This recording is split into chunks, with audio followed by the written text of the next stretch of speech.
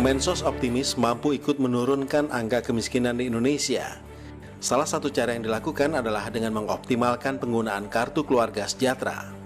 Optimalisasi pengurangan angka kemiskinan adalah dengan cara ikut memasukkan para penyandang masalah kesejahteraan sosial yang selama ini tidak terdata karena tidak memiliki kartu keterangan, baik berupa kartu keluarga ataupun KTP. Mereka diregistrasi untuk bisa mendapatkan bantuan sosial melalui kartu keluarga sejahtera. Selain dengan PKH, penanganan kemiskinan juga menyasar kepada penyandang masalah kesejahteraan sosial atau PMKS melalui Kartu Indonesia Pintar, Kartu Indonesia Sehat, dan Kartu Keluarga Sejahtera. Implementasi penanggulangan kemiskinan melalui program Keluarga Harapan. Tahun ini program tersebut ditingkatkan jumlah sasarannya dan diintegrasikan dengan program Kartu Sakti. Dari RPJM dalam 5 tahun ke depan, target turunnya angka kemiskinan sebesar 4% dan Kemensos memiliki peran menurunkan angka kemiskinan sebesar 1%-nya dengan asumsi tunjangan alokasi anggaran tidak berubah dan kartu keluarga sejahtera tidak hanya menguatkan kesetiakawanan sosial, tapi menjadi benteng ketahanan sosial masyarakat sehingga iklim saling percaya, komunikasi santun, dan keeratan sosial akan hadir di tengah masyarakat. Bismillahirrahmanirrahim. Assalamualaikum warahmatullahi wabarakatuh. Perkenalkan, saya Vika Alfiantoro. Saat ini diamanahi menjadi Direktur Eksekutif Berdaya Foundation periode 2021 sampai 2023. Berdaya Kreatif Foundation, lembaga yang berkhidmat bagi bangsa untuk mewujudkan masyarakat Indonesia yang berdaya. Pemberdayaan dan pengembangan masyarakat di bidang ekonomi dan juga pendidikan.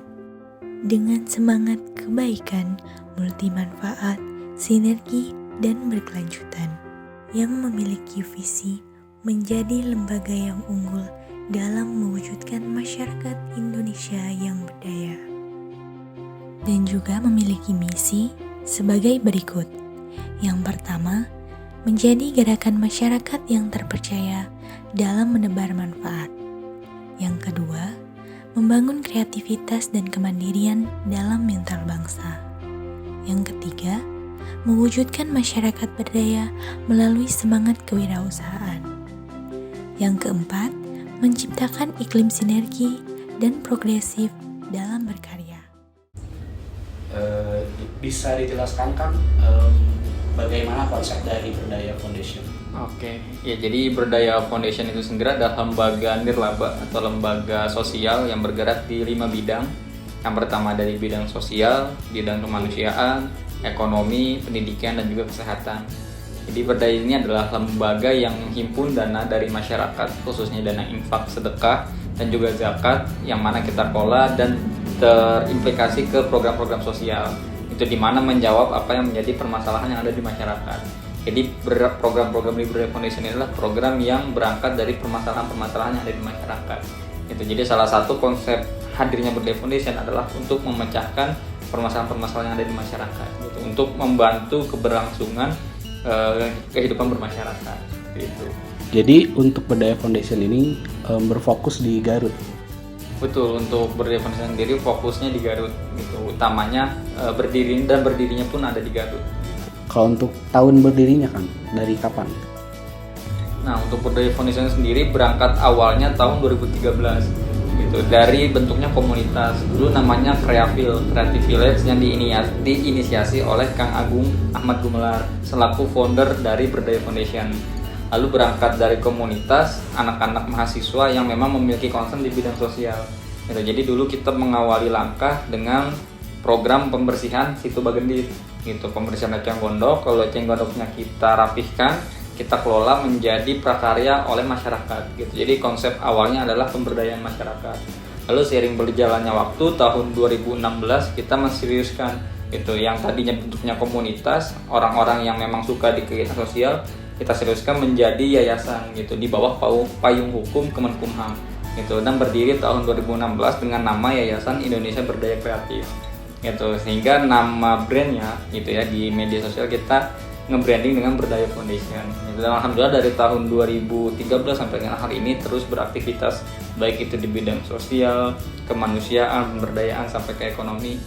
Jadi mengawali dari tahun 2013 ketika itu bentuknya adalah komunitas mahasiswa yang suka turun ke lapangan, suka pemberdayaan gitu, lalu diseriuskan menjadi payung hukumnya yaitu di bawah Kemenkumham tahun 2016. Itu sampai dengan hari ini kita alhamdulillah sudah memiliki 3 izin gitu. Yang pertama dari Kemenkumham, yang kedua dari Dinas Sosial, dan yang ketiga dari Basnas gitu. Jadi kita udah boleh mengelola dana zakat, udah mengelola dana dari masyarakat karena sudah di bawah payung hukum lembaga-lembaga terkait.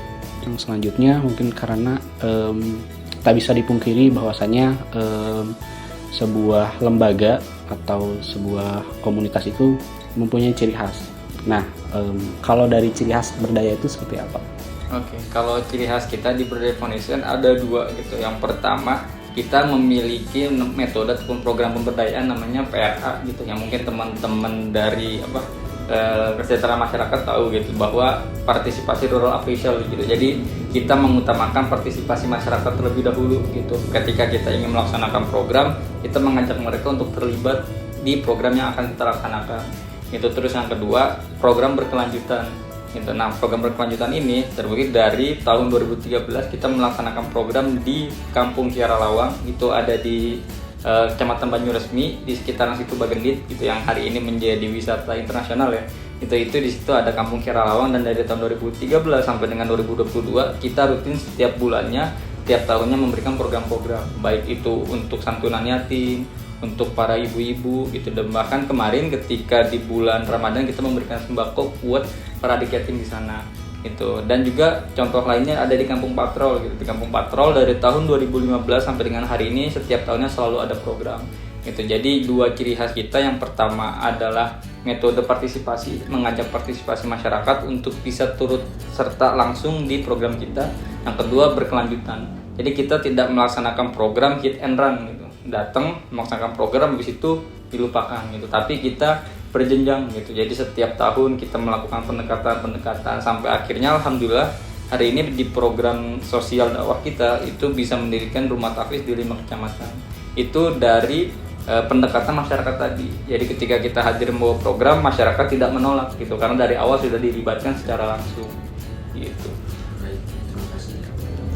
Lalu untuk program lainnya kita menjadi ciri khas kita, yang pertama kita punya gerakan sedekah makan gitu. Itu adalah gerakan sosial di mana mengajak para masyarakat yang memiliki kelebihan di bidang materi ataupun uang untuk bisa mensedekahkan hartanya, dan kita berikan kepada para pejuang nafkah, para adik yatim, para penghafal Quran, para pesantren yang ada di pelosok-pelosok khususnya di Kota Garut. Itu selain itu kita memiliki program Mamah Berdaya. Itu Mamah Berdaya ini adalah program pemberdayaan yang sudah berjalan kurang lebih 3 tahun terakhir. Itu dimana kita memberikan modal kepada para ibu-ibu yang ada di kampung binaan. Nah, modal ini bentuknya adalah modal bergulir, bukan pinjaman gitu. Sehingga para ibu-ibu memiliki modal untuk bisa mengembangkan usaha yang ada di kampungnya. Contohnya di Kampung Patrol, kita memiliki mahda kurang lebih ada 10 orang, kita kasih modal untuk bidang pertanian. Sehingga para ibu-ibu ini tidak perlu meminjam kepada rentenir ataupun kepada pihak-pihak yang tidak menguntungkan petani tersebut. Jadi salah satu program unggulan kita ada 2 tadi, itu gerakan sedekah makan dan juga ada program Mamah Berdaya. Itu ada program-program lainnya di 5 bidang tadi. Itu namun yang utamanya yang membuat berdaya sustain gitu ya, sesuai dengan ciri khas yang tadi, partisipasi dan juga berkelanjutan, adalah 2 program tadi. Selanjutnya mungkin menurut Akang sendiri, apa permasalahan yang sering dihadapi oleh masyarakat saat ini, terutama di Garut? Oke, jadi permasalahan yang terjadi di masyarakat gitu ya, khususnya di Kota Garut selama kurang lebih pasca pandemi ini gitu ya. Ketika pandemi banyak para pekerja-pekerja lepas di Garut yang memang pekerjaannya bergantung dari sektor ekonomi gitu. Contohnya UMKM, terus juga contohnya pekerja lepas gitu, buruh segala macam. Ketika adanya pandemi, hal tersebut tidak terjadi gitu. Jadi UMKM, pedagang-pedagang kecil yang memang biasanya bisa berjualan gitu ya, ini terhenti gitu. Sehingga ketika pasca pandemi kita menemukan gitu ya di lapangan bahwa masyarakat butuh solusi baru gitu, butuh sektor ekonomi baru yang memang hari ini sulit untuk didapatkan. Contohnya misalkan terkait dengan UMKM gitu. Permasalahan yang dialami masyarakat adalah terkait dengan permodalan itu dimana masyarakat ketika ingin berjualan kembali itu sulit untuk mendapatkan modal yang mudah gitu. Ketika masyarakat sulit mendapatkan modal, maka dia nggak bisa berjualan gitu, dan ketika mereka nggak bisa berjualan, tidak ada pendapatan yang masuk ke dalam keluarganya gitu. Sehingga beberapa lokasi yang kita temukan gitu ya, masyarakat di sini kekurangan akses untuk mendapatkan modal berusaha gitu, karena melihat di sektor di Garut itu kebanyakan adalah pekerja lepas dan juga pedagang UMKM. Modal ini menjadi salah satu nilai utama gitu dalam menggulirkan permasalahan yang ada di ekonomi gitu. Sehingga permasalahan yang kita lihat itu khususnya di Berdaya Foundation itu tidak adanya kebutuhan modal yang bisa dipenuhi oleh masyarakat secara mudah itu. Minimal ketika kita harus minjem modal itu ke bank ataupun ke pihak-pihak yang memang memiliki modal yang besar, nah itu memberatkan masyarakat dengan potongan bunga yang cukup tinggi gitu, sehingga masyarakat kebingungan nih buat mendapatkan modal dari mana gitu. Nah itu salah satu hal yang kita soroti gitu ketika pasca pandemi ini, karena kebutuhan modal yang menjadi poin utama masyarakat itu sedikit sekali diakses ataupun sedikit sekali orang yang memiliki kemampuan dan juga pengetahuan tentang hal tersebut gitu. Selain itu juga permasalahan ya di masyarakat khususnya di sosial gitu ya, banyak masyarakat yang hari ini sudah tidak begitu dekat gitu ya dengan keluarga, dalam artian karena permasalahan ekonomi tadi nyangkut ke keluarga gitu, pendapatannya menurun, ibaratnya yang biasanya ada income, hari ini income-nya sedikit gitu, sehingga ada sedikit gesekan-gesekan yang ada di masyarakat gitu. Ini terbukti dari data perceraian cukup tinggi di Kota Garut gitu. Dalam artian salah satu poin faktor utamanya adalah faktor ekonomi gitu, sehingga dari faktor ekonomi ini berimplikasi ke beberapa bidang gitu, baik itu sosial dan juga keluarga gitu. Sehingga yang menjadi salah satu sorotan kita adalah isu ekonomi ini gitu. Dan ketika kita bisa mensupport gitu ya masuk ke lini tersebut, insya Allah banyak masyarakat yang terbantu gitu. Apalagi ketika kita bisa mensupport modal tanpa embel-embel bunga gitu. Ibaratnya modal bergulir, silahkan masyarakat menggulirkan ekonominya sehingga ekonomi mulai tergerak lagi dan tidak ada permasalahan-permasalahan yang mengikut kayak gitu. Itu sih yang akhir-akhir ini menjadi sorotan perhatian kita gitu, bahwa dari permasalahan pandemi gitu yang berpengaruh ke sektor ekonomi ternyata berpengaruh juga ke faktor sosial dan juga keluarga gitu. Tanpa kita sadari bahwasanya memang yang tadi Kakak sebutkan, permasalahan yang ada di masyarakat itu terhadap modal gitu. Nah, bagaimana dari Berdaya Foundation ini dalam mendapatkan modal, karena pasti gitu tidak akan sedikit juga modal yang dibutuhkan. Jadi kalau kita kan di lembaga sosial gitu ya, kita membuka kerjasama partnership dengan berbagai pihak gitu. Kita bekerja sama dengan Basnas, lalu kita bekerja sama dengan pengusaha-pengusaha juga yang ada di Kota Garut gitu. Jadi modal yang dapat dari Basnas, dari dana infak, sedekah dan juga zakat, kita gulirkan menjadi modal bergulir gitu. Modal yang memang misalkan kita keluarkan nih buat pedagang A 1 juta gitu, maka nanti pedagang tersebut mengembalikan ke kita 1 juta dalam waktu 1 tahun misalkan kayak gitu.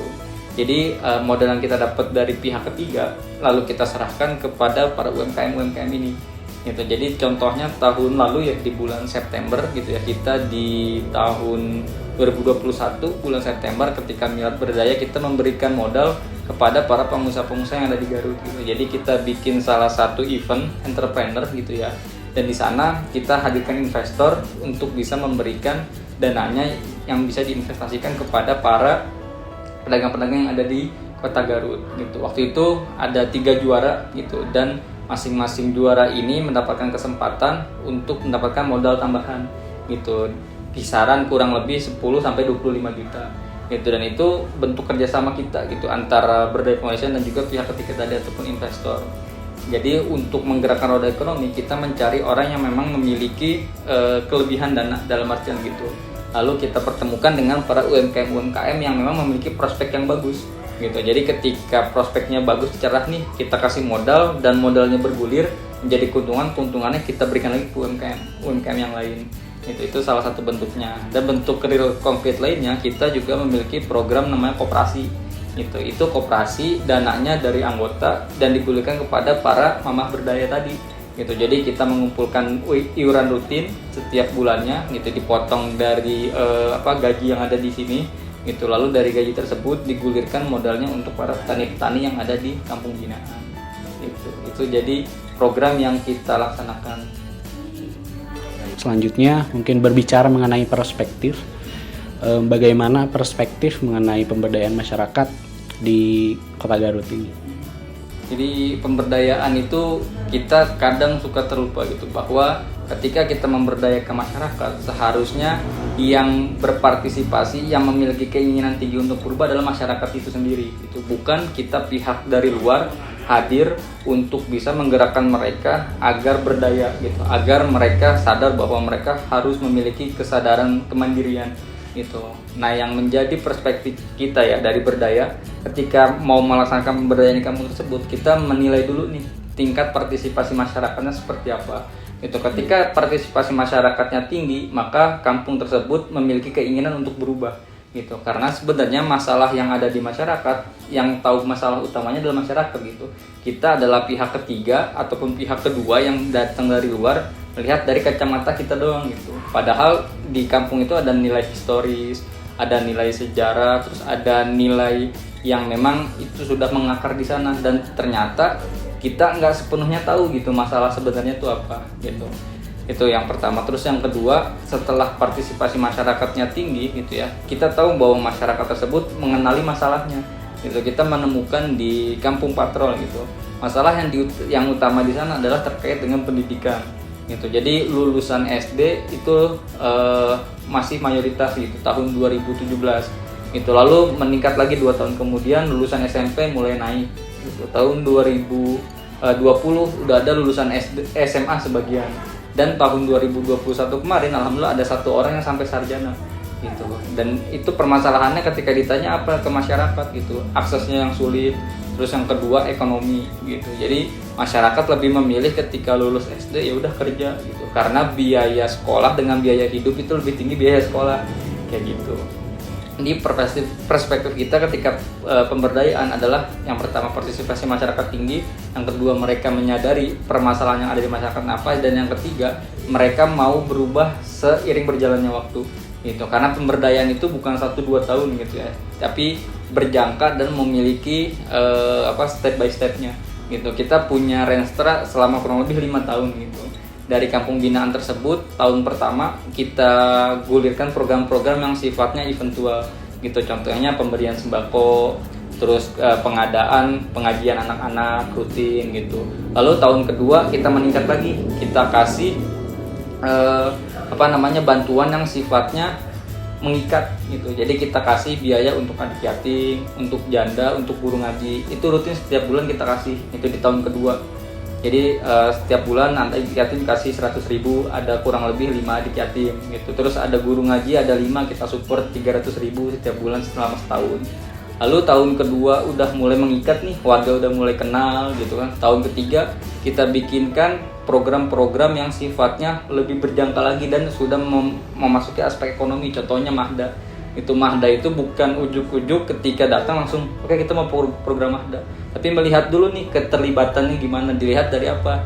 Dari yang tadi ternyata anak-anaknya sering ngaji, terus guru ngajinya juga memberikan respon yang positif gitu. Ya udah kita kasih program Mahda gitu. Ibu-ibunya kan mengikat, kan kita kasih amanah ya, itu bener nggak nih amanah gitu kan. Kita kasih amanah dengan dana yang tadi bergulir ternyata berjalan gitu, dananya balik, modalnya balik, dan ada keuntungannya untuk Mahda tadi gitu. Lalu tahun keempatnya baru kita bikinkan rumah tahfiz gitu. Jadi kan 3 tahun pendekatan nih udah mulai akrab sama masyarakat, udah dikenal, programnya jelas, terus juga benefitnya jelas gitu. Masyarakat udah tahu. Ya udah kita buka rumah tahfiz untuk menjaga nilai-nilai religius yang ada di sana gitu. Jangan sampai tergerus oleh hal-hal yang ada dari luar.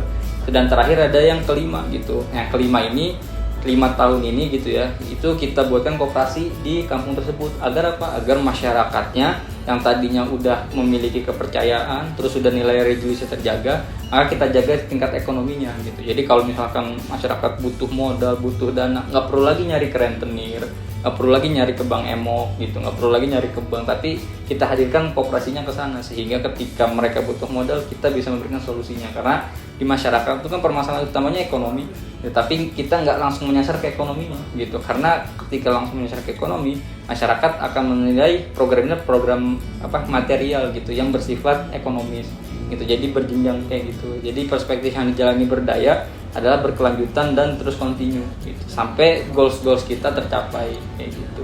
Baik, terima kasih Kang. Sebelumnya, selanjutnya mungkin apa yang menjadi fokus Berdaya Foundation dalam memberdayakan masyarakat di Kota Garut? Oke, fokusan kita yang pertama dari segi akhlak dan juga agama gitu ya. Dulu awalnya kita memang fokus di pemberdayaan masyarakat gitu secara ekonomi, tapi ternyata ekonomi ini bukan fokusan utama gitu. Jadi ketika satu masyarakatnya udah saklek gitu ya, dalam artian ekonominya lemah segala macam, maka kita selamatin dulu generasi selanjutnya gitu. Jadi anak-anaknya kita benerin dengan pemberian rumah tahfiz gitu, program-program keagamaan gitu. Nah, orang tuanya dengan apa? Orang tuanya dengan tadi program ekonomi gitu. Jadi fokusan kita dua, yang pertama pembenahan akhlak dan juga cita-cita kita satu desa satu hafiz Quran gitu. Setelah generasinya ya jelas, kita backup generasi atasnya gitu, orang tuanya dengan program-program sosial gitu. Jadi kayak ngasih bantuan gitu, 1 tahun 3 kali kita ngasih sembako ke masyarakat tersebut yang tidak tersentuh oleh pemerintah. Dalam artian kan ada ya dana-dana sosial ya kan, bansos dan segala macam gitu kan. Kalau datang ke desa itu biasanya yang punya cap PKH doang kan ya gitu. Nah itu kita nggak menyasar ke sana gitu, tapi kita memberikan memang yang butuh kayak gitu. Jadi fokusannya itu, yang pertama menyelamatkan generasi selanjutnya di kampung binaan dengan program rumah tahfiz itu, menghadirkan para hafiz Quran. Terus yang kedua, secara masyarakat atau sosial kita backup dengan program sembako dan juga program ekonomi tadi gitu. Itu salah satu concern kita di pemberdayaan masyarakat gitu, karena ketika kita nggak bisa merubah atasnya gitu yang udah saklek, maka kita rubah generasi selanjutnya gitu. Baik. Selanjutnya mungkin Kang, apa langkah strategis dari Berdaya Foundation dalam memberdayakan masyarakat di Kota Garut? Oke, langkah strategis yang kita lakukan gitu ya. Yang pertama, kita melakukan pendekatan kepada stakeholder yang ada di Garut gitu. Dalam artian kita memberikan peluang terbuka gitu kepada seluruh masyarakat yang ingin berkontribusi memberdayakan masyarakat, mendukung program-program kita gitu melalui dana infak, zakat dan sedekah. Gitu. Itu terbuka, siapapun bisa gabung kepada kita gitu. Terus yang kedua, kita bukan mendekat gitu, tapi memberikan jalan gitu ya kepada pemerintah untuk bisa berkolaborasi gitu. Karena kan kalau NGO itu kan non government organization gitu, sebenarnya kita berdiri sama dengan pemerintah gitu, mengelola dana masyarakat untuk kemaslahatan masyarakat gitu. Tapi di sini kita menggandeng pemerintah untuk apa? Untuk memperlancar program-program gitu. Jadi langkah strategis kita yang pertama membuka peluang setiap orang bisa bergabung. Terus yang kedua, kita bergandengan tangan gitu dengan pemerintah aparatur yang di pusat, baik itu kabupaten maupun yang ada di tingkat bawah ataupun desa gitu. Terus yang ketiga, kita menjaga mitra strategis kita yaitu media gitu. Jadi dari media ini kita menjaga hubungan baik untuk apa? Untuk mencitrakan bahwa lembaga sosial ini adalah lembaga yang terpercaya, yang bisa mengelola dana masyarakat dan programnya real loh dan berkelanjutan gitu. Jadi langkah strategis yang kita lakukan adalah yang pertama mengajak gitu ya melalui dana infak sedekah gitu, campaign kita di online terus di offline. Yang kedua, kita bergandengan dengan pemerintah gitu, biar sejalan nih apa yang diinginkan oleh pemerintah itu sama juga dengan program kita gitu. Contohnya pemerintah di Garut ada program stunting gitu. Nah kita ada program gerakan Bumil Sehat gitu. Itu kan beririsan gitu, bahwa stunting itu dimulai dari gizi ibu hamilnya. Nah kita udah membackup program tersebut dari 5 tahun ke belakang gitu. Kita udah ada program gerakan Bumil Sehat, pemberian gizi kepada ibu hamil dan pemeriksaan USG secara gratis agar memastikan si ibu hamil tahu bahwa yang dikandungnya itu sehat gitu. Dan ternyata sejalan dengan program pemerintah. Contohnya ada program pengentasan stunting yang ada di Kabupaten Garut karena masih tinggi di Jawa Barat. Terus yang ketiga dengan media gitu, dengan media sosial kita bekerja sama gitu, bahwa balik ke poin 1 gitu, bahwa ayo masyarakat percaya dengan lembaga sosial melalui media-media publikasi-publikasi yang kita adakan di media sosial, baik itu di IG, Facebook ataupun di YouTube gitu. Jadi 3 langkah strategis yang memang saling berhubungan satu dengan lainnya gitu. Karena kalau kita nggak bekerja sama dengan media, siapa yang bakal kenal gitu masyarakat sebanyak apa followers kita dibandingkan dengan followers yang dimiliki media-media yang ada di Kabupaten Garut gitu. Jadi saling berhubungan gitu. Dan langkah strategis yang kita lakukan ke depan, yang pertama kita akan memperbanyak campaign gitu, mengajak masyarakat berhubungan dengan pemerintah. Dan yang ketiga itu menjalin komunikasi yang baik dengan media-media yang ada di Kabupaten Garut. Gitu. Dan semuanya kembali lagi dari masyarakat untuk masyarakat oleh masyarakat. Itu per definition hanya ibaratnya kendaraan lah untuk menyampaikan amanah dari masyarakat ke masyarakat. Baik, selanjutnya bagaimana Kang peran pemerintah dalam memberdayakan masyarakat? Peran pemerintah cukup vital yang bisa dibilang gitu, karena pemerintah yang memiliki sumber daya tak terbatas gitu ya, dalam artian pemerintah memiliki akses kemudahan secara keamanan gitu, akses mudah secara pendanaan gitu. Jadi peran pemerintah tuh cukup vital gitu dari pemberdayaan masyarakat. Maka pemerintah tuh kadang tidak melihat masalah masyarakat sampai ke akarnya gitu. Pemerintah hanya lihat kulitnya doang gitu, dan sedangkan program-programnya itu program-program yang sifatnya insidental gitu. Dan alhamdulillah sih sekarang di Kabupaten Garut itu ada program PKH ya, program Keluarga Harapan yang memang sudah menyentuh ke akar gitu. Tinggal sustainable-nya gitu. Jadi benar dipantau nggak nih keluarga-keluarga tersebut dari yang tadinya prasejahtera menjadi sejahtera. Jangan sampai masyarakat yang di bawah dicap rumahnya PKH sampai 10 tahun ternyata masih PKH gitu. Tidak ada keberlanjutan, tidak ada peningkatan secara nilai ekonomis ataupun nilai kesejahteraan di keluarga tersebut gitu. Sehingga peran pemerintah ini cukup vital untuk bisa menjaga dan juga meningkatkan taraf ekonomi masyarakat yang tadinya prasejahtera menjadi sejahtera, yang tadinya miskin menjadi mampu, yang tadinya jadi mustahik jadi muzaki gitu. Jadi kalau di lembaga zakat tuh ada yang dari mustahik gitu, penerima manfaat, berapa tahun lagi dia harus menjadi muzaki gitu, ataupun dia yang pemberi manfaat kayak gitu. Nah, peran pemerintah di sini harusnya pemerintah bisa lebih sustain gitu. Dari program yang sudah ada, salah satunya PKH,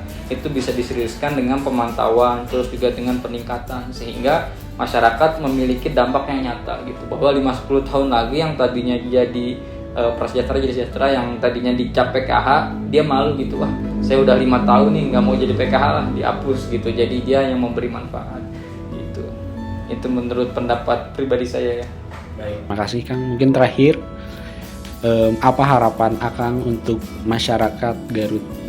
Oke, harapannya semoga masyarakat Garut menjadi masyarakat yang dicita-citakan pemerintahnya gitu ya, menjadi masyarakat yang beriman, bertakwa dan juga sejahtera gitu. Itu salah tiga gitu ya hal yang diharapkan juga oleh saya pribadi khususnya gitu, dan lembaga pada umumnya gitu, bahwa masyarakat harus memiliki keimanan, takwaan dan juga kesejahteraan gitu. Jangan sampai dia sejahtera secara ekonomi tapi nggak punya keimanan dan juga nggak punya takwaan, maka yang ada dia jadi rakus gitu. Ataupun dia menjadi orang yang beriman dan juga orang yang bertakwa tapi ternyata dia secara ekonomi lemah gitu. Itu juga tidak menjadi masyarakat yang mandiri gitu, karena dia masih bergantung kepada orang lain gitu. Dan semoga ya kedepannya gitu ya, ini jadi PR kita bersama gitu untuk dapat memastikan bahwa nilai-nilai yang diusung oleh pemimpin kita itu bisa terimplikasi dengan baik di masyarakat gitu, menjadi masyarakat yang beriman, bertakwa dan juga sejahtera gitu sih. Pemberdayaan masyarakat dapat dilakukan sebagai proses yang membangun manusia atau masyarakat melalui pengembangan kemampuan, perubahan masyarakat, dan pengorganisasian masyarakat. Pemberdayaan masyarakat yaitu wadah untuk mengembangkan potensi di masyarakat dan untuk menjawab keresahan atau hambatan yang dialami oleh masyarakat itu sendiri. Nah, dari resolusi tersebut terlihat ada 3 tujuan utama dalam pemberdayaan masyarakat, yaitu mengembangkan kemampuan masyarakat, mengubah masyarakat, dan mengorganisir diri masyarakat. Nah, kemampuan masyarakat yang dapat ditingkatkan banyak, yaitu kemampuan untuk mencari informasi, kemampuan untuk mendukung kegiatan, kemampuan dalam pertanian, dan masih banyak lagi sesuai dengan kebutuhan atau kebutuhan yang didukung oleh masyarakat. Nah, pengorganisasian masyarakat dapat membantu masyarakat untuk saling mengembangkan program atau program yang mereka kembangkan. Di sini, masyarakat dapat membentuk kepanitiaan kerja, melakukan pembagian tugas, saling berbagi, mengatur kegiatan, dan lain-lain. Nah, apa sih yang dikembangkan dari masyarakat? Nah, yaitu potensi atau kemampuan dan sikap mengandalkan untuk masyarakat, antara kemampuan bertani, beternak, melakukan wirausaha, atau keterampilan membuat industri rumah. dan masih banyak lagi kemampuan dan keterampilan masyarakat yang dapat dikembangkan. Dalam rangka mengembangkan kemampuan dan keterampilan masyarakat dapat dilakukan dengan berbagai cara, contohnya dengan mengadakan pelatihan yang diselenggarakan atau melibatkan masyarakat pada pelatihan peningkatan keterampilan dan keterampilan yang dibutuhkan. Nah, dapat juga dengan mengajak masyarakat mengunjungi tempat lain dengan maksud agar masyarakat dapat melihat sambil belajar. Kegiatan ini sering disebut dengan istilah studi banding. Pemberdayaan masyarakat merupakan upaya untuk menyelesaikan problematika yang ada di masyarakat. Hal ini tentu sangat penting bagi kita mahasiswa pendidikan masyarakat karena tidak ada orang-orang hebat kecuali mereka yang memiliki pengabdian besar kepada masyarakat. Pemberdayaan masyarakat mengandung arti sebagai upaya terencana sistematis yang dilakukan oleh, untuk, dan dalam masyarakat guna meningkatkan kualitas hidup masyarakat. Nah, tujuan dari pemberdayaan masyarakat itu meningkatkan kesejahteraan hidup dan kualitas hidup masyarakat. Secara singkatnya seperti ini. Pemberdayaan masyarakat itu memberikan power kepada powerless. Nah, karena dengan memiliki power tersebut, mereka yang terhimpit dalam keberdayaan akan dapat melaksanakan proses aktualisasi dirinya.